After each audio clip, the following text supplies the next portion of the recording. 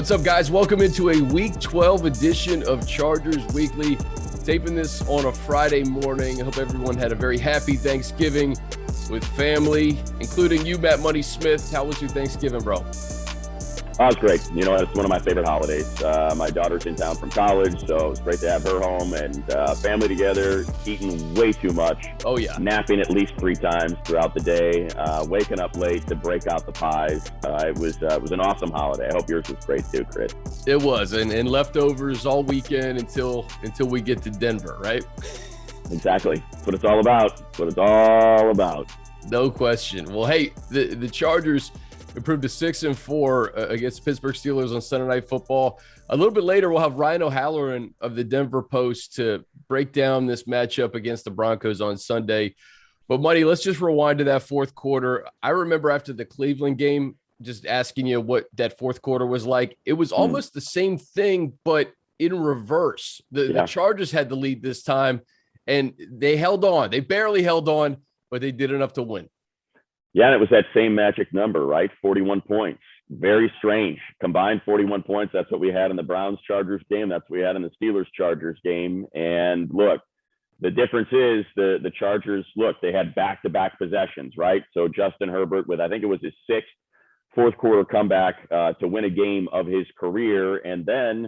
And we saw this a lot last year, and it did not go the Chargers' way, where Herbert did enough. He should have more than that on his resume, right? How many of those games we saw where he did enough to get a fourth quarter win and the defense just couldn't hold? This time around, not only did they hold, I mean, they held in emphatic fashion. So that was probably my biggest takeaway is, you know, you take the body blows, the Steelers not able to throw that haymaker, and the Chargers on both sides of the ball, you know, and again, I cannot stress that enough for people that follow this team. I know they know, but you would get it on one side and then it was hard to put it together on the other. And that's how you had so many of those one-score losses over the last couple of years. And in this one, you know, both sides really flexed their muscles in those final 2.5 minutes. I think it was the fourth quarter. I'm running around the stadium and I hear you and DJ throughout the speakers, right? And I caught when you said, listen, this team has never really had a blowout game, or, you know, even the Raiders game was a little bit close in that third quarter. And here we go again in the fourth. But I look at the guys that were down on the defensive line, the way that they played against the run, kind of forcing Pittsburgh to, you know, Pittsburgh was down too, so they had to throw a little bit more. But it was a gutty performance. You never want it to be that close. And I think this team still has time to figure out how to close these games, so we're not having to have wild drama in the fourth quarter. But the biggest thing that stuck out to me, Money, and I'm curious your take watching the game, Justin Herbert in his wheels, man, 90 yards on the ground, a career high. And I know it was in large part to Pittsburgh, kind of you dictate, you know, the defense, what they're doing.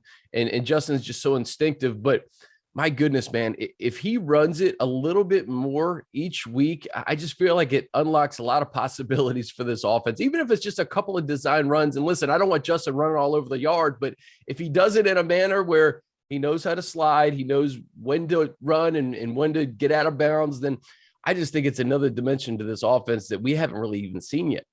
Yeah, I mean, certainly, you know, Justin gets all the credit, as he should. He's the one that's got to execute it, and he gets himself another Player of the Week award.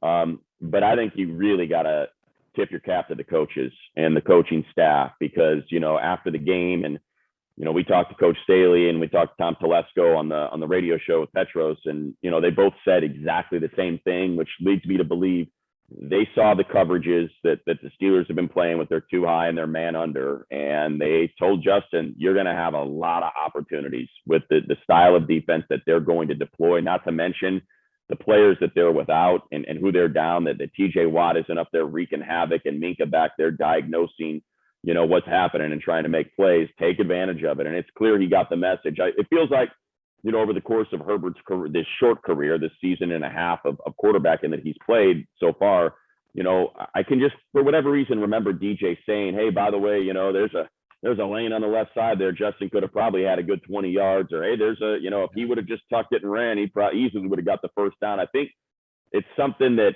from our spot high in the sky there when we're looking down on the field. Daniel Jeremiah has certainly seen it, I'd say, multiple times in the game. And I think this was the one game where I'm guessing they really preached to Justin, this is an opportunity for you, but more importantly for us, for the offense, to really take advantage of what we think is a mismatch. And look, there's a flip side to that, right? There's I'd love to see him do that more.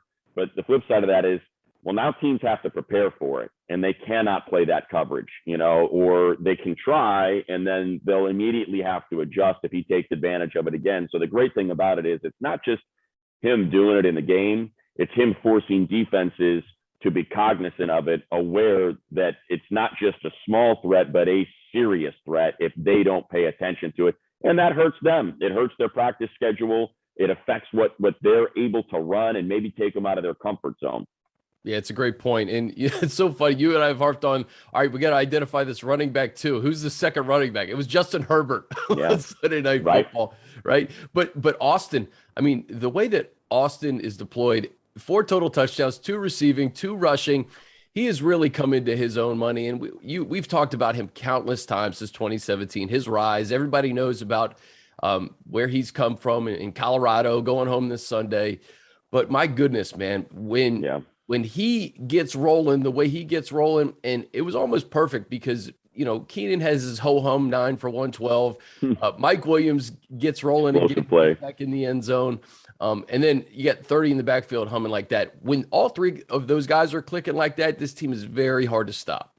Well, we used to hear it regularly when we go down on the field. And I think I've probably said it here before, but, when I'm standing next to DJ and he's got so many friends around every single team he knows, it seems like 5-10 people, and we get to walk around the field there pregame and he's chatting with them. And anytime we were talking to a front office person or a defensive coach, Austin Ekeler would be the first name out their mouth. This guy is a problem. He is a problem to cover because of how effective he is, how good his hands are, how great his routes are, the fact that he never, which is funny, right? The one thing about Austin is he never goes down on first contact. And what happens? The Steelers get that perfect play on the 4.5 yard and stop him to get the game, leading field goal there. But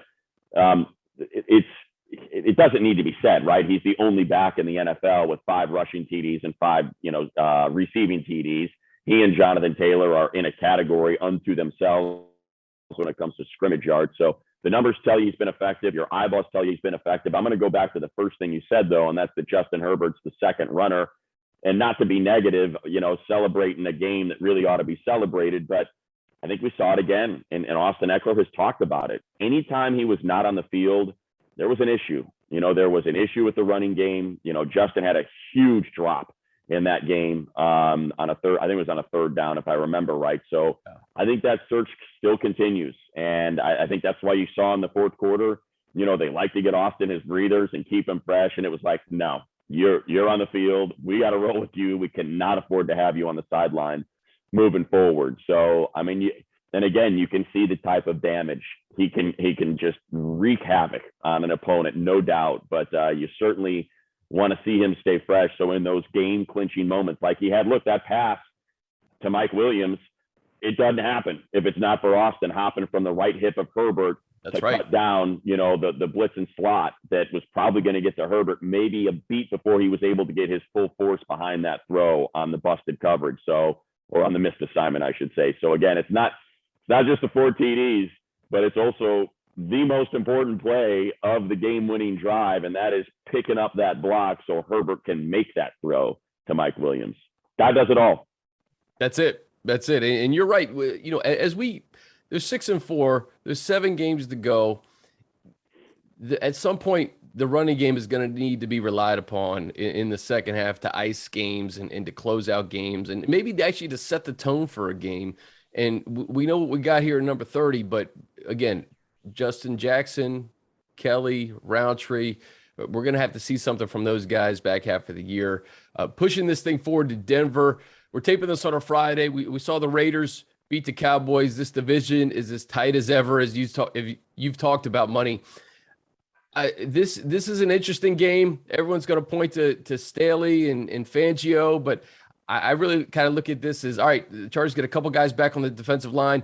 you got to make sure Melvin Gordon and Javonte Williams, who DJ did a great film breakdown on. I mean, that dude is really hard to tackle. And if you try to tackle him with an arm, he's going to run right through you. So like that running game, I think is the biggest thing that they're going to have to stop Sunday.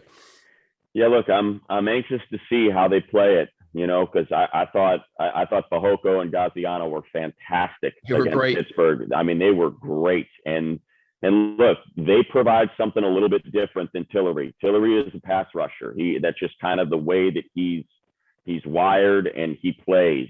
When it comes to run fills and kind of providing that first line of defense at the gaps, he has not been great this year. So with two guys like that are extremely strong and powerful, I am anxious to see kind of who's active, what this defensive line is going to look like. Not to mention, Joey had his best game of the year, and they were playing Joey on the inside for a lot of that game, especially in the fourth quarter when he really started to make noise, and they had Fackrell and Chenna on the outside. So, I'm interested to see how they rotate, those players. They've earned those reps, money, right? Gaziano and Fehoko, they've earned some reps.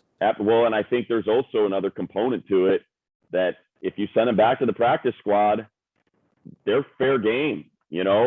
Someone can come grab them. So I think that's what you got, just like it happened with Bateson when the Raiders needed a corner and Gus Bradley came and got him off that practice squad. And they could probably use Faison right now, a little bit of depth at that corner position, considering what, the Chargers have gone through with Michael Davis and now Asante Samuel with his second issue, with that head injury. So I think I think that's something that I would imagine, really trying to sort through and trying to figure out, because of what you just, pointed out. They want this offense to run through Melvin Gordon and Javonte Williams. That is their preference. Now, there's a flip side to that. And there's a reason why all these contracts were just handed out. Yep. Patrick and Cortland Sutton, because they are fantastic. And then you had Jerry Jeudy, who's just gotten better every week and a little bit more healthy every week. And that receiving core is in the conversation as the best in the league. So you're talking with Noah Fant and Albert O at tight end, man. It's a nasty, nasty group to have to contend with, especially when you're not at full strength in your secondary or on your defensive front to try to slow that run game. The one thing I will point out that I think was very evident that maybe you take for granted, and I'll give DJ credit on this too, because he's the first one that pointed out to me, and certainly it ended up leading to my eyes going there, and that's just how good Nasir Adderley's been and how important he's been. And you saw the difference on the back end of that defense when he was out versus when he came back last week, and that's going to be a big help in trying to slow that, trying to maybe keep them a little bit more one-dimensional if he can help slow that passing game down, because we know Teddy Bridgewater doesn't really take a lot of chances. He sort of did when they were on that 3-0 winning streak to start the season. But man, if you can try to make them one-dimensional, if you want to commit those resources like they did with Derwin against Pittsburgh up on the line of scrimmage a lot, you feel a little bit better with Nas back there if that's the way you want to play it and keeping Derwin closer to the ball. We heard rave reviews about Nas in the offseason, and you hear about rave reviews with almost every player. It seems like, oh, he's having a great offseason. He's having a great offseason. But I mean, the way that Ronaldo Hill and Coach Staley talked about how he was engaged in learning this new system and kind of being kind of one of the leaders in the defensive room. Yeah. And you're seeing it translate out into the field. We had not seen Derwin and Nas together on the field ever until this year, and you're starting to see what that looks like, which is really encouraging. Going back to the Broncos, and Jerry Jeudy, they're 3-1 when Jerry Judy's in the lineup, and you mentioned that he's getting healthier. Just point blank, what do you make of this Broncos team? They're up 30-0 in Dallas a few weeks ago. They lose to the Eagles last week. They lost to the Raiders earlier this year. I can't put my finger on what they are and what Broncos team's going to show up on Sunday morning. I think they're the NFL in 2021. You can't. It's 1 week you feel great about them. The next week you're like, oh yeah, that's who the Broncos are. And you don't know. The defense is that good.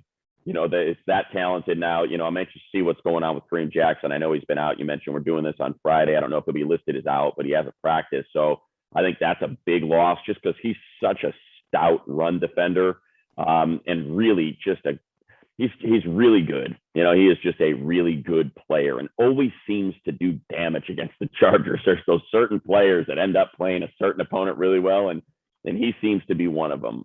Their secondary it's sensational. At the same time, it's a very similar defense to what we've seen in years past. And I just kind of think back to last year, and man, Herbert had cut them to ribbons. So I'm anxious to kind of see if he's able to do that, again, or if the addition of Patrick Surtain is going to, adjust a little bit, because and Kendall Fuller, they've gotten a little bit stronger in that secondary. But I think without Jackson, there's some opportunities there. Offensively, I think is where the big question mark is. And I think it's why, and look, this is not something that the Charger fan, well, I guess maybe they do. We're focused on this year thinking that this team is good enough to make a Super Bowl run. But to me, signing Cortland Sutton, signing Tim Patrick, the way that they built that defense, it's just a help wanted sign for the offseason for Aaron Rodgers, if he's out of Green Bay, or for Russell Wilson, if he continues to have issues with the Seattle front office and the way that team is going. That's the way this sets up. Just because Teddy, he's had his highs and he's had some really low lows. And I think that's just kind of what you get from a quarterback like that. That's probably a better backup, a high-end backup that you're willing to pay a lot of money to protect yourself because you have a Super Bowl caliber roster. And if the quarterback goes down, you don't want to be completely left out like the Saints had, when he did have to step in for those few games. So, I think if you can limit the damage in one facet of their offense, that's where I think you can be effective. But look, if they're able to get a run game going, Teddy Bridgewater's plenty capable of cutting you up, with all those weapons that he has. So I think it's a much more dangerous Broncos team from that aspect. I don't think we were really worried about Drew Lock last year, and that's obviously been exposed, with kind of where that whole thing stands now moving forward. Could you imagine the AFC West with a guy like Rodgers or Wilson with Mahomes and her? I mean, the division would be a prime time every week. Yeah, every exactly. single week. I mean, to me, that's just what it looks like when you get all those contracts out there. You're just kind of saying, hey, look, this is your team. You're moving forward. We got these guys locked up. You've got all these weapons.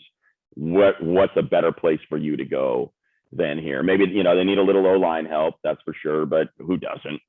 So, to me, it's set up for that. And at the same time, they're still 5-5. They still jumped out to a 30-0 lead over the Cowboys and kind of started this streak of misery for them, a few weeks back. Money, before we get to Ryan O'Halloran to dig more into this matchup, a lot has been made about Fangio versus Staley, and deservedly so, because these guys know each other so well. Like, what's going to be that 1% that tilts the scales? I mean, obviously personnel, it plays a huge role in what both of these guys do. But I mean, when you know your opponent so well, like the Chargers know the Broncos so well anyway, and then you add in the fact that Staley and Fangio, shared a defensive room for a number of years. I mean, what's the deciding factor in all that?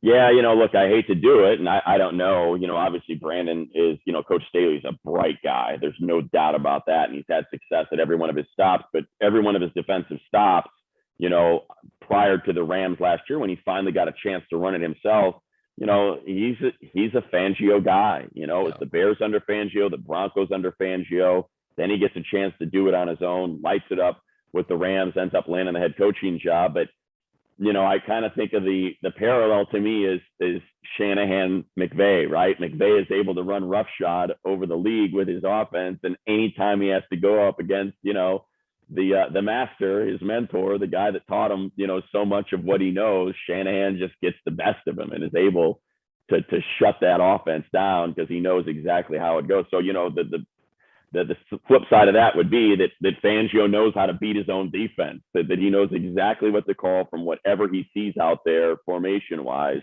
because he's been doing it for 30 years as opposed to, 5 or 6. And that's the same thing with Shanahan and McVay. It's like Kyle's been doing it for 25 years. McVay has been doing it for 5 or 6. So I think that's if I were to give an edge, I would have to give it to Coach Fangio, because it's just, look, it's his defense. It's kind of the principles, the too high, the quarters that Brandon believes in as sort of the foundation of what he wants to do out there. The gap and a half up front, those are all Fangio staples.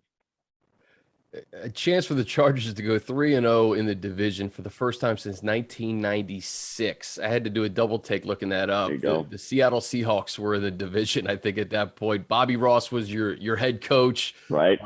Stan Humphries was the quarterback. I mean, that was just think about that. Marty Schottenheimer, Phillip Rivers, LaDainian Tomlinson. None of those guys started 3-0 in the AFC West. Chargers have a chance to do it. No doubt. I think it speaks to just, historically, how competitive, this division has been. Yeah, you've got your peaks and valleys with individual teams, like the Chargers being down the previous 2 years, but now they've bounced back.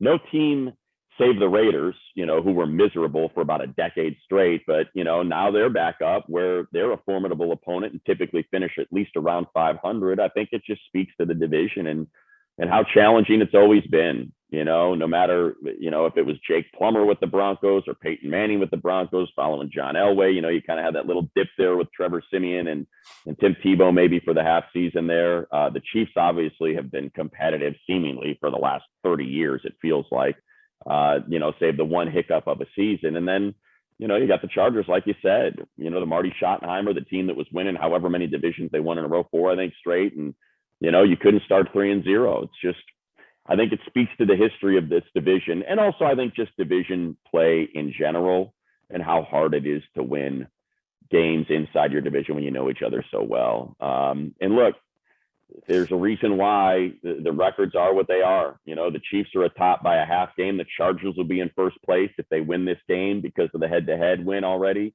And here you are, your last place team is 5-5. It's crazy how stacked it is this year. We're going to break it down right now. Ryan O'Halloran of the Denver Post going to preview this Sunday against the Broncos.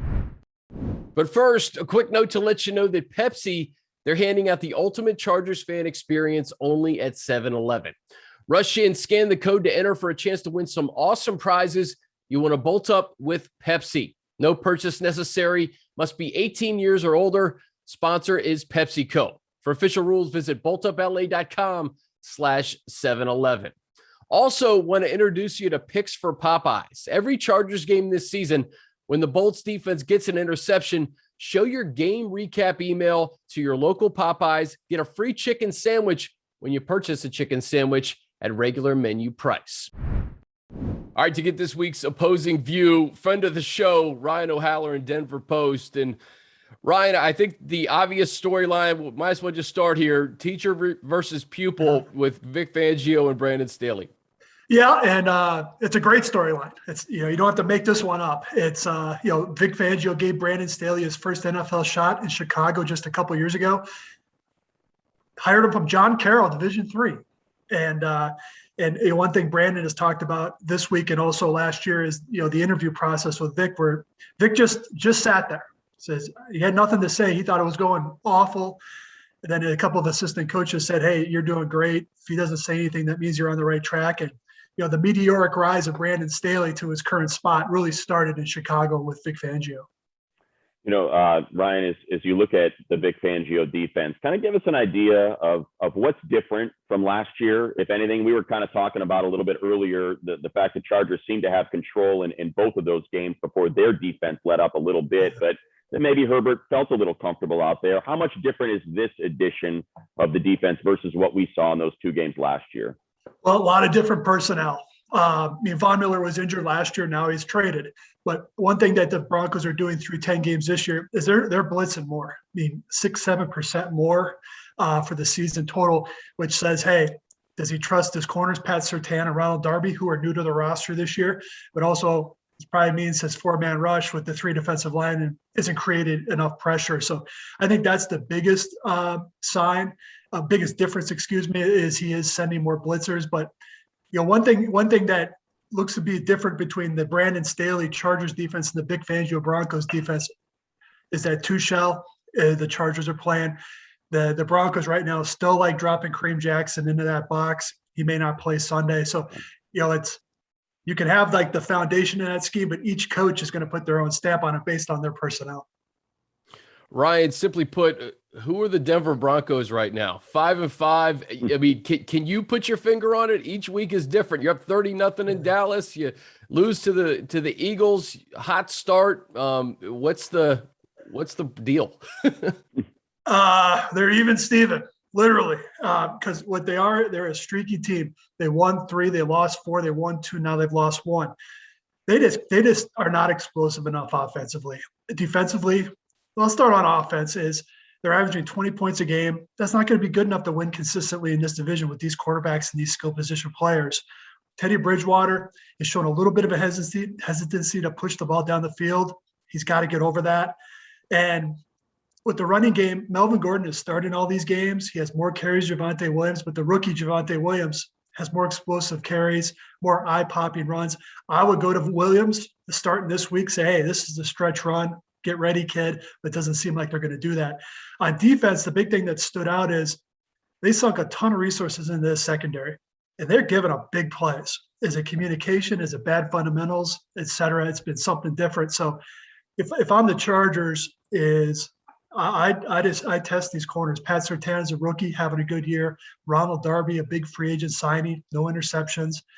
Kyle Fuller may have to play the nickel this week. He's traditionally an outside corner. So it's their stats that fit their record is they get excited, then they have a letdown. They get excited, then they get blown out. So the Philadelphia game was an eyesore. The Eagles did whatever they wanted to do with the run game and then had that defensive touchdown. I'm going to go back to what you said at the start there, Ryan, because it's something that Charger fans lived with for a couple years, and that is Austin Eckler is clearly the better back. Melvin Gordon is starting and getting more touches. Why is that the case? Like, what have you been able to figure out? What is it? Is it just a personality? Is it leadership? Because I see the same thing you see. Javonte looks to be the much better back than Melvin Gordon, but he's still getting out. He's still out touching him. It's strange. Yeah.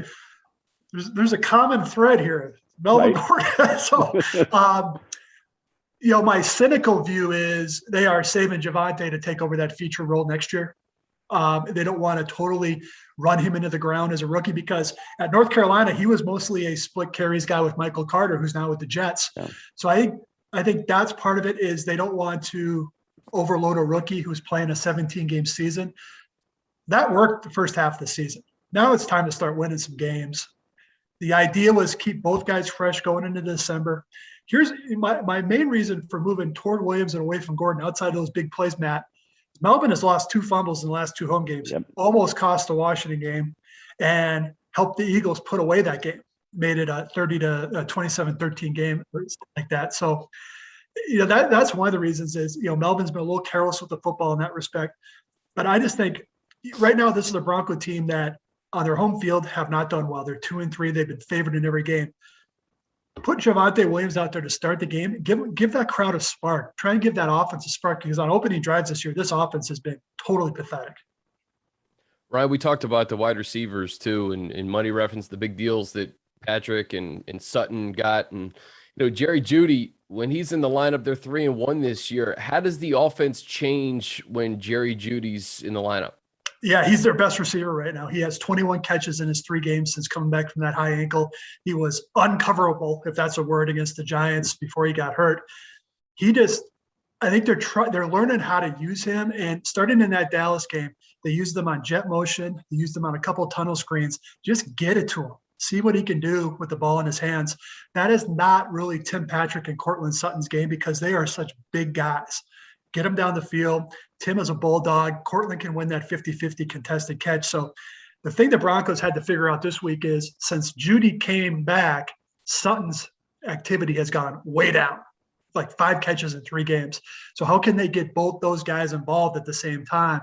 If they do, they may have a shot at converting some of those third downs. They may have a better shot of being more than 50% in the red zone. But, where those contracts jump out is that's for probably, Jeudy, when healthy, is their number 1, I think. So you're really splurging on secondary and second and third receivers who are very good, but I think that's where the league is going. We were talking again, stuff that we were kind of setting up for you to join us, Ryan, and I'm curious about how you're covering it because I would assume nationally they see contracts like that, and I said it's just a help wanted sign. It's like, hey, Aaron Rodgers, you come here. Yeah. We got these guys locked up. Russell Wilson, go ahead, force that trade. Are you covering that? Are you guys kind of, or is that just because they're 5-5 and still in this playoff mix? It's more about this team. Like, what's big picture versus right now? Oh, it's half and half. And I'll say a third, because I think this team is going to have a new owner after the season. Right. So we can wait for that. But hey, that was my number one thought when those deals got done last week is they are lining up the decks to pursue a quarterback because they don't have to draft a receiver now. They got their top 4 guys coming back, and they have a first, 2 seconds, and 2/3. A team like Seattle needs those picks because they haven't drafted well and they've traded picks. So I think the debate we had in the paper this week, myself and columnist Mark Kisla, was who do you prefer, Wilson or Rodgers? To me, I would lean toward Wilson because he's younger, probably get more of a shelf life. And I don't care what it costs, quite frankly, is right. If this team did have consistent quarterback play, I think they would be a contender. I pose this to Buddy too. Could you imagine you'd be covering a lot of night games in the AFC West if Russell Wilson was under center for the Broncos? What do you make of this division right now, Ryan? I mean, we knew it was going to be tight, but I mean, this thing is, games like Sunday are really going to determine, who's going to the postseason. Yeah, and I think this is a critical game for the Broncos. They're 0-1 in the division at home. They got lost to Las Vegas. They go to the Chiefs next week on a Sunday night. So I think if the Broncos can win Sunday, you're sort of playing with house money, so to speak, in terms of going to Kansas City. Then you got Detroit and Cincinnati at home. So then you're in it. I have sort of a forecast going in Sunday's paper. I picked the Chargers to win the division. I have them going 12-5. Kansas City, they are rolling right now, but it just feels like they're turning it over too much. They tend to complicate things. And what really sort of mucked up the division was the Raiders winning yesterday. I thought they were done.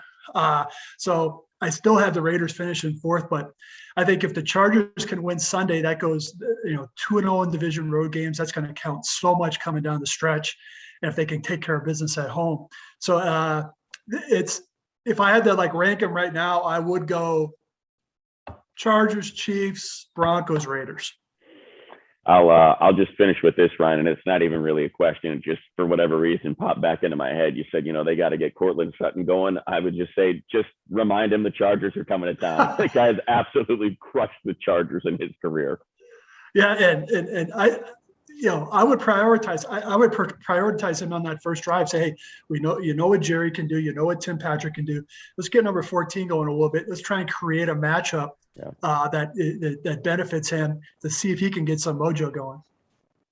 Ryan, last thing for me too, Ronaldo Hill. That's kind of the unsung homecoming we got. Yeah. What was it like covering Ronaldo? And he was with Vic. He was with Coach Staley in those defensive rooms.